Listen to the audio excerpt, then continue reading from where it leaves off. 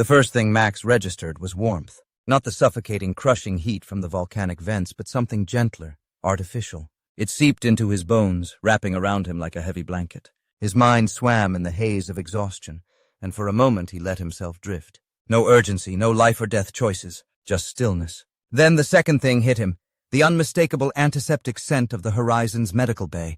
Max groaned, blinking open, bleary eyes. The white ceiling lights were painfully bright, but as his vision adjusted, a familiar figure came into focus. Malinar sat nearby, scrolling through medical scans on her hollow interface. Her blue-gray fur looked ruffled, her usually composed expression strained with something unreadable. A smirk tugged at the corner of Max's lips. His throat was dry, but that didn't stop him from speaking. Well, if this is what waking up on this ship is like, I could get used to it. Malinar's ears flicked, her large eyes snapping to him. For a brief second, she just stared. Then, shockingly, uncharacteristically, she shot back with a biting counter, her voice sharper than he'd ever heard it. "You were 1 minute away from death, Max." The smirk faded. Malinar's hands curled into fists against her lap before she exhaled sharply, regaining some of her clinical control. But her voice was still tight, clipped with frustration, barely restrained. "If you had been even a second slower, both you and Tashar would be corpses in that shuttle. Do you even comprehend how close you came?" Max swallowed, sitting up slowly. His muscles ached, a dull reminder of the brutal strain he'd put them through, but he pushed past it. She cut him off. "And then you abandoned your survival suit voluntarily. Why?" Max held her gaze, taking a steadying breath. He had known this was coming. The second he had ripped away that suit, he had accepted the consequences, not just for his body, but for the fallout afterward. Still, hearing the raw anger in Malinar's voice gave him pause. She didn't interrupt this time as he gathered his thoughts. Instead, she watched him, silent and expectant. "I made the calculation," he said finally, voice level. Tashar was already experiencing heat-induced syncope. If he stayed down any longer, his organs were going to shut down. My suit was slowing me down. I had seconds, not minutes. Ditching it increased my mobility, cut down time wasted. His odds of survival increased by 37.8% with my actions. Malinar's expression didn't shift, but something in her posture stiffened. Max continued, "Had I kept my suit on, there was a significant chance I wouldn't have been able to lift him and still reach the shuttle in time. Even a 5-second delay could have been fatal. Statistically speaking, my choice was the most effective one." Silence stretched between them. Then Malinar exhaled, but instead of looking relieved, she looked at him, really looked. And what she said next made Max's breath catch. "Then tell me why I couldn't sense you when you made that decision." Max blinked. "What?" Her hands clenched again, but not in anger. This time it was something else. "For 3 months, I've been attuned to you." Her voice was quieter now, but not any less intense. "Even before you let me in, I could feel you, your emotions, your thoughts. You broadcast them, Max, whether you mean to or not." She leaned forward slightly. "When you're excited about something, your emotions flare like a solar storm. When you're angry, it's sharp, volatile, but contained. When you grieve, it's heavy, suffocating. Even when you mask your emotions, I can still sense the edges of them." She inhaled shakily. "But the moment you ripped off your suit, I felt nothing." Max didn't move. "It was like a void, Max, a sudden crushing emptiness. I was in orbit and I still felt it." Her eyes locked onto his, unrelenting. "For the first time since I met you, it was like you weren't there." Max's mouth was dry. He knew why. He knew exactly why. Because in that moment he hadn't been thinking about himself at all. His survival, his pain, his limits, none of it had factored into his decision. He had left that to chance. All that had mattered was getting Tashar to safety, and he knew why he felt that way. He wasn't ready to let go of the guilt, the weight of the Aurora's destruction, of the lives lost, of the family and friends frozen in time, scattered across the void. He wasn't ready to forgive himself, because if he did, then what was left? He clenched his jaw, schooling his expression into something neutral. "I don't know what to tell you, Malinar, liar." Malinar's nostrils flared slightly, her empathic abilities likely picking up on the lie, but she didn't press him. Instead, she let out a low growl, something deep and guttural in her native tongue, before pushing to her feet.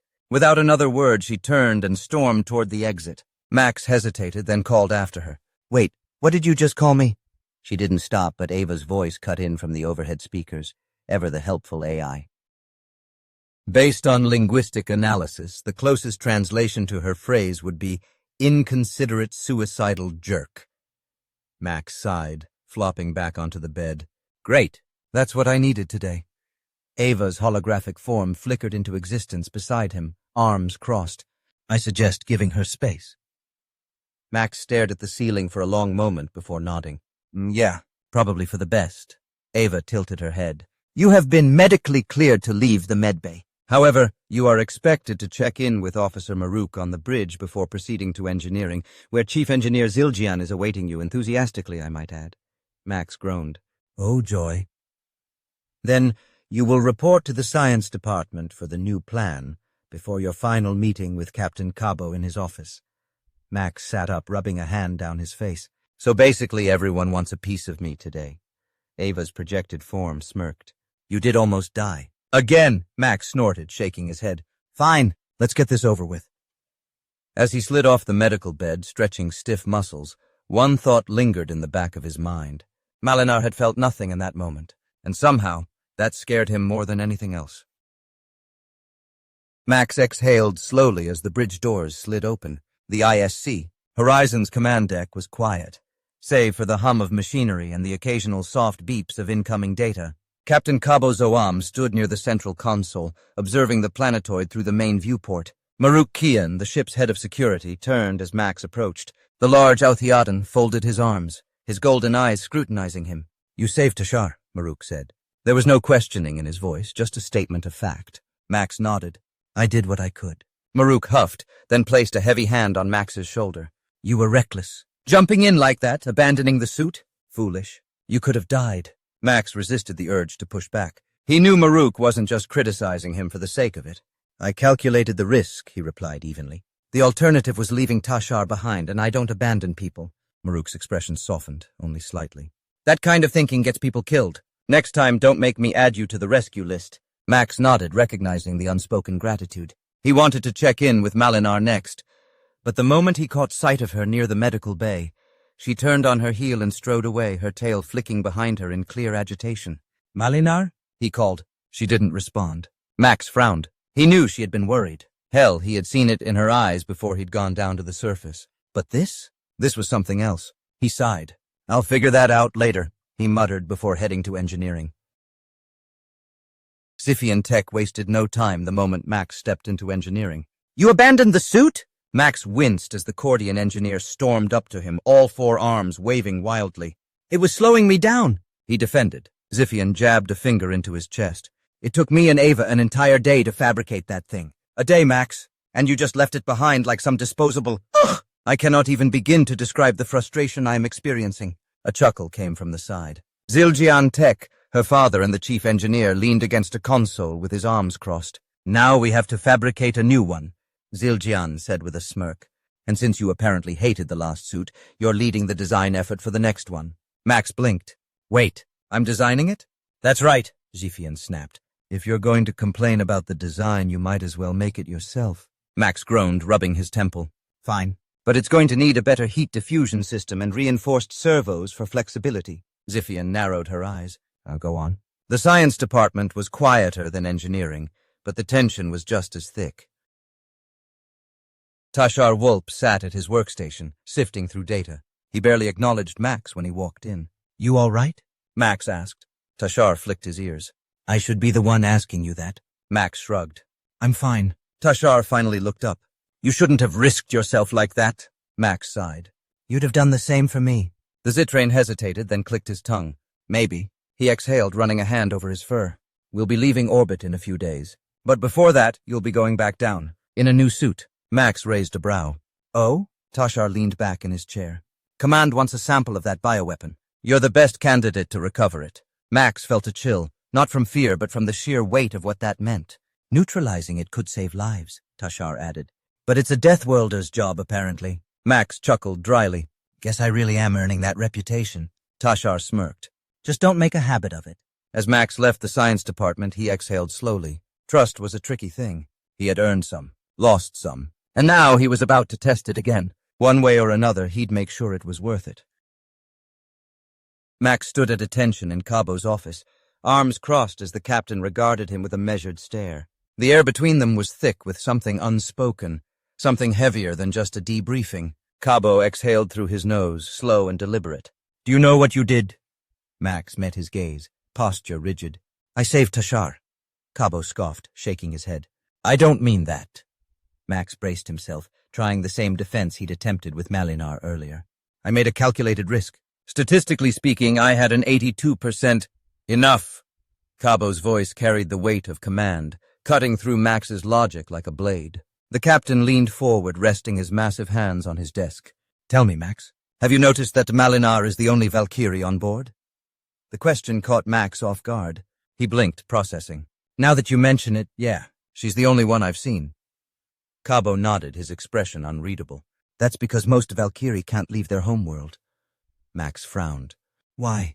Cabo leaned back, regarding him carefully before continuing.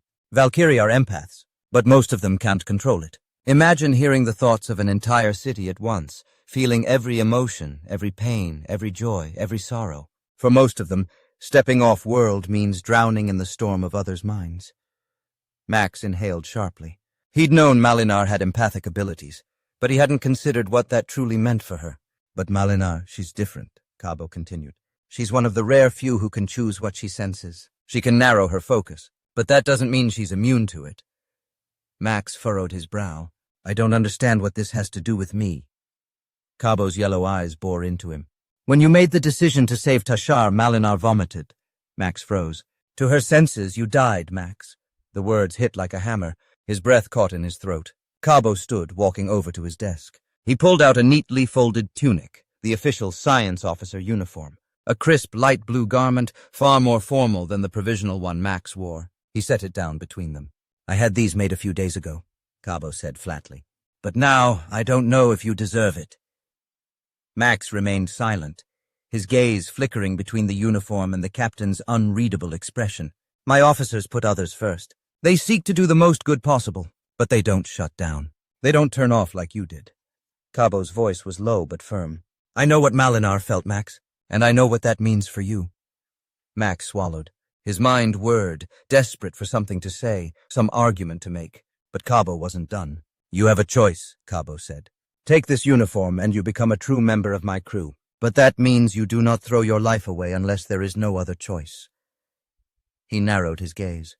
Or you walk out of here, stay a provisional officer, and keep gambling yourself like a fool, wasting your potential. Silence stretched between them, stretched. Max gulped, but despite the gravity of the decision before him, his mind was somewhere else. A distant memory clawed its way to the surface. The only time he had ever seen his mother vomit. With a shaking breath, he stood abruptly, his eyes darting toward the door. His voice cracked. He swallowed hard and forced the words out. I can't think about this right now. Cabo's expression didn't change. He merely nodded. Then go. Max turned and rushed out. His heart pounded as he moved through the ship, his mind lost in the past.